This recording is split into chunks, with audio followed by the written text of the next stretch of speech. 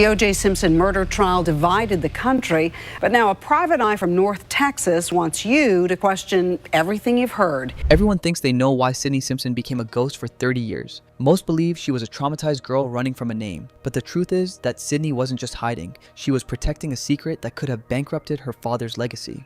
Now that O.J. Simpson is gone, she is finally breaking her silence, revealing an awful truth that forces us to question everything we thought we knew about the Simpson story. The night everything changed. The night of June 12, 1994, didn't just end a life, it created a ghost. Inside the condo at 875 South Bundy Drive, 8-year-old Sidney and her younger brother, Justin, were tucked into their beds. They were drifting off to sleep in one of the most wealthiest neighborhoods in Los Angeles, totally unaware that the sidewalk outside was becoming the most famous crime scene in American history. While the world would later spend months arguing about bloody gloves and police chases, the real story started in the silence of that upstairs hallway. Now, to really understand why this night became a national mystery, you have to know the family. Sidney's father, Orenthal James Simpson, was one of the biggest superstars on the planet, an NFL legend and a movie star. He and her mother, Nicole, had once been a Hollywood favorite couple before they divorced in 1992, which was 2 years before that night. Nicole was starting over in her own condo while OJ lived in an estate called Rockingham,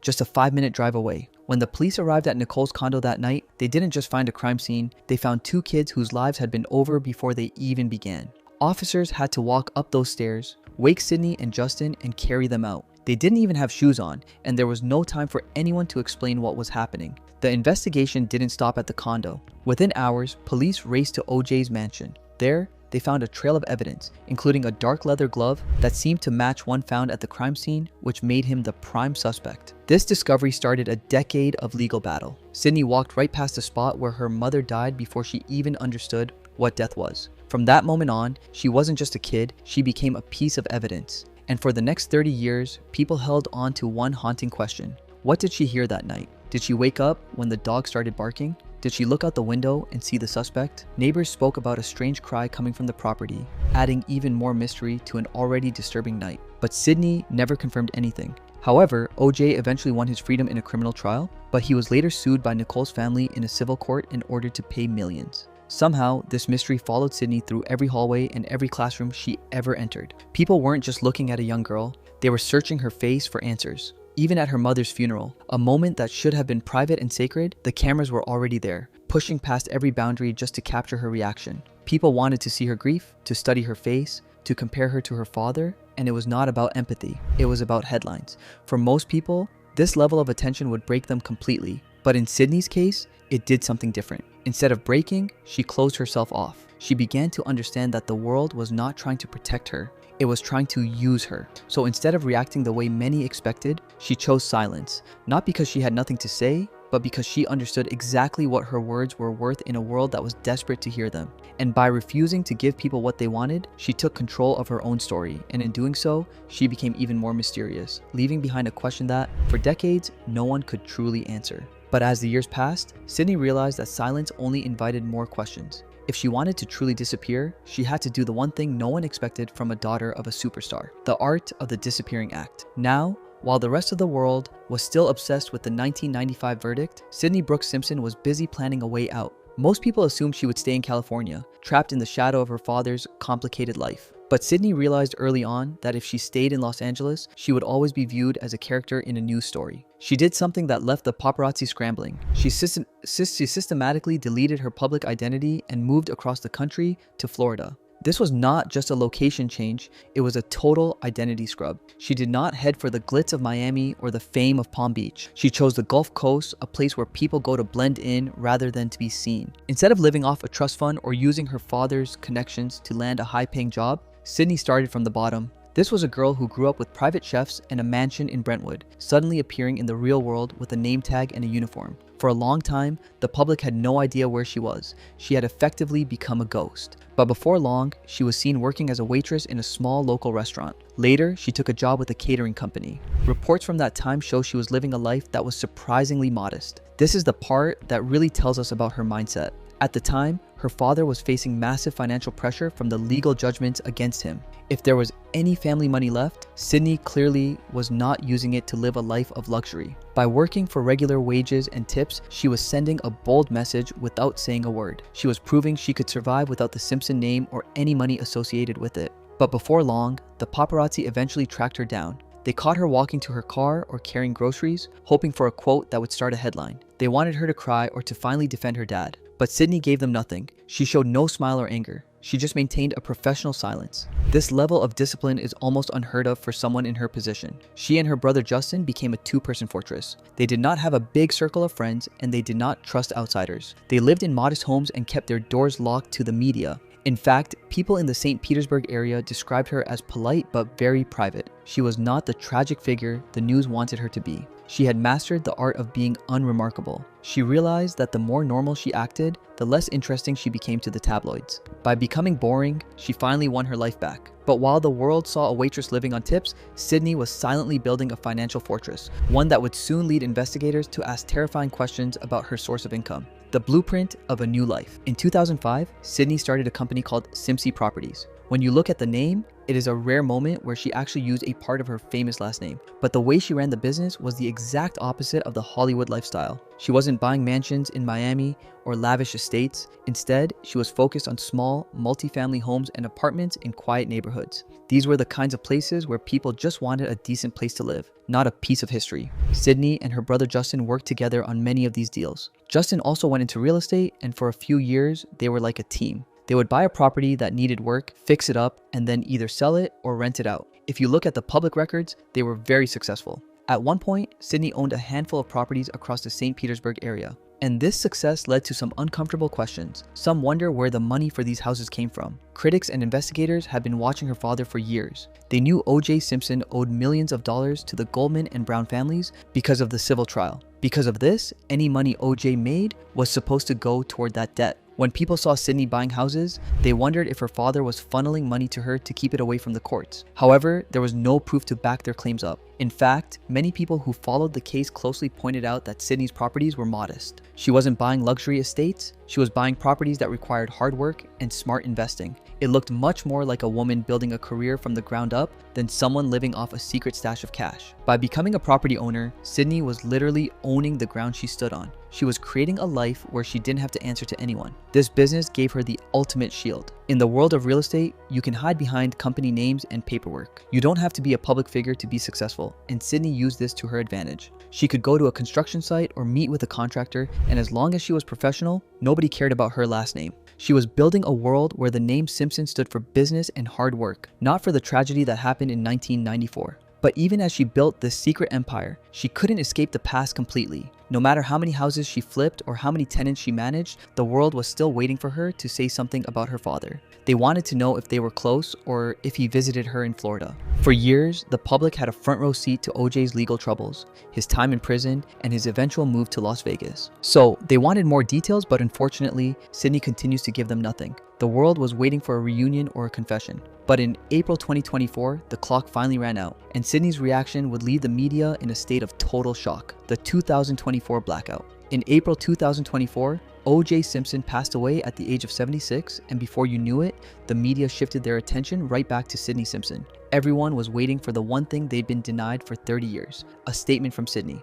But what followed was not what anyone expected. In fact, it left everyone unsettled. You see, when a famous person or celebrity passes away, we usually see a predictable pattern. Their children post old photos or release a statement about how much they'll miss their parents. They give the world a reason to feel sympathy. But for Sydney, it was way different. Despite her father's death trending across every platform, Sydney stayed completely dark. There was no tribute and no public mourning. In fact, she gave the world a total blackout. While her father's lawyer was out granting interviews about the family being at the bedside, Sydney remained a ghost. She didn't confirm where she was or what she was doing. You see, even when a parent is controversial, there is usually some kind of rest in peace message. But by giving absolutely nothing, Sydney sent a message that she had already moved on a long time ago. Her silence led to so many rumors and speculation. Some wondered if there was a major rift or if she had ever truly forgiven him for 1994. Some suggested her silence was just her way of protecting her own peace. Of course, she had spent 30 years building a life separate from his scandals. If she spoke now, she'd be opening the door to all the reporters she had spent her adult life running away from. So, she chose to keep that door locked. Even at the funeral, Sydney was a master of staying out of the frame. She refused to be a mourning daughter for the benefit of the nightly news. No clear appearances, no headlines centered on her, nothing that pulled her into the spotlight. And honestly, it did not feel accidental. It felt intentional. But that's not all. As the lawyers began to dig through the remains of OJ's estate, they found a formal document signed by Sydney that changed everything. It wasn't just a document, it was her first and final word on the matter. A cold, calculated rejection of the man the world called her father. And that document stunned people for one reason. Sydney reportedly declined any active role in managing or defending O.J. Simpson's legacy after his death. No emotional statement, no effort to rehabilitate his image, no public fight over how history would remember him. Just distance, permanent distance. For many observers, that silence became louder than any interview ever could have been. Because throughout her entire life, Sydney had been forced to live inside a story she never created. Every headline about OJ dragged her name back into a nightmare that began when she was only a child. While the world argued over guilt, innocence, and conspiracy theories for decades, Sydney appeared to make one thing very clear. She no longer wanted any connection to the spectacle. And honestly, some people saw that as the most human response of all. Sources close to the family claimed Sydney had spent years building a quiet and stable life far away from Hollywood attention. She reportedly focused on business, privacy, and protecting the small circle she trusted. No tell-all interviews, no documentaries, no attempts to cash in on the Simpson name. In an era where almost everyone monetizes tragedy, Sydney did the opposite. She disappeared from the public eye completely. And perhaps that is what unsettled people the most. Not anger, not forgiveness, just absence. After decades of media obsession, Sydney Simpson's final response to the OJ saga may have been silence itself. The disgusting truth about the money. When O.J. Simpson passed away, he left behind what you can only describe as a complicated legacy. But more importantly, he also left behind a very unsettling legal battle. For decades, he still owed tens of millions to the families of Ron Goldman and Nicole Brown Simpson from the civil case in the 90s. And with interest piling up year after year, the number reportedly climbed to well over $100 million. So the moment he passed away, lawyers immediately stepped in and started looking at everything he owned, from property to personal assets, trying to figure out what was left. Normally, you would expect the children to step forward, claim whatever inheritance is left, and start sorting things out. But then something interesting happened when court documents in Nevada started coming out. Instead of a fight over money, the report suggested that Sydney Simpson and her brother were not interested in the estate at all. Not the money, not the assets, not even the attention that comes with it. And honestly, this is where things start to make sense in a very different way. Because think about it, when someone leaves behind wealth, even controversial wealth, most families tend to hold on to it. They keep the property, the trophies, the memories, anything that connects them to the person. But Sydney did the opposite. She didn't lean into it at all. She stepped back, and in doing that, she wasn't just walking away from money, she was walking away from everything attached to that name. Legally, what she did is called a disclaimer of interest. It is basically a formal way of saying, I don't want this. And for Sydney, that decision says a lot more than it sounds like on the documents. You have to remember, she had already built a life for herself in Florida, working, staying private, and creating stability on her own terms. So refusing the estate wasn't about survival or necessity, it was about distance. It was her way of saying she is not part of that world anymore. And once that became clear, the whole conversation around the estate started to shift. By stepping away, she also removed herself from the middle of all the legal pressure. The civil claims tied to Ron Goldman and Nicole Brown's families could continue without any interference or family dispute slowing things down.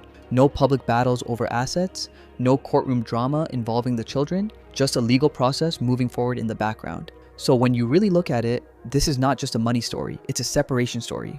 It is Sydney making a very clear decision, even if she never says it out loud, that she is not going to live inside her father's legacy. And maybe that is the part people miss the most. She does not need to explain herself publicly. The decision already does that for her. By rejecting the millions, she finally confirmed what we all suspected. The Simpson legacy wasn't an inheritance, it was a prison. The Simpson legacy. Today, Sydney Simpson is 40, and she's living a life that looks completely different from the one she was born into. Far from the Brentwood mansions and the courtroom drama of Los Angeles, she has built something steady for herself in Florida. No public profile, interviews, or spotlight. In many ways, she has achieved something her father never truly could. She has become invisible by choice. And while the world continued debating the legacy of O.J. Simpson, Sydney stayed focused on something far more ordinary, but far more personal. She works, she manages properties, she collects rent, and she keeps her life firmly out of public reach. She did not need a book deal or a media tour to define her story. Her silence and stability became her answer. For decades, the Simpson name carried weight, tied to fame, scandal, and legal battles. But Sydney did something different with it. She did not try to repair it or rebuild it in public. She simply stepped away from it. And in doing that, she proved you can always rewrite your story no matter what the world thinks. So here's the truth when you strip everything else away. Sydney's truth is not found in headlines or court records. It is found in the life she chose to build after it all. A life where she reportedly walked away from a massive inheritance, one that some have described as potentially worth millions, even approaching $100 million in combined value just to protect her peace and distance herself from the past. So, these questions linger. Do you think she was right to stay silent all these years? Or does the world deserve answers about that night in Brentwood? And does her decision to walk away from her father's legacy change how you see the entire Simpson story? And maybe that is why Sydney Simpson continues to fascinate people even now. Not because she chased fame, but because she rejected it. In a culture where celebrity children often turn pain into publicity, Sydney went in the complete opposite direction. She never tried to become a television personality, never launched a podcast, never sold exclusive interviews, and never attempted to profit from the darkest chapter of her family history. That level of restraint is almost unheard of in modern celebrity culture. What makes her story even more unusual is that she had every opportunity to step into the spotlight if she wanted to. The public curiosity was always there.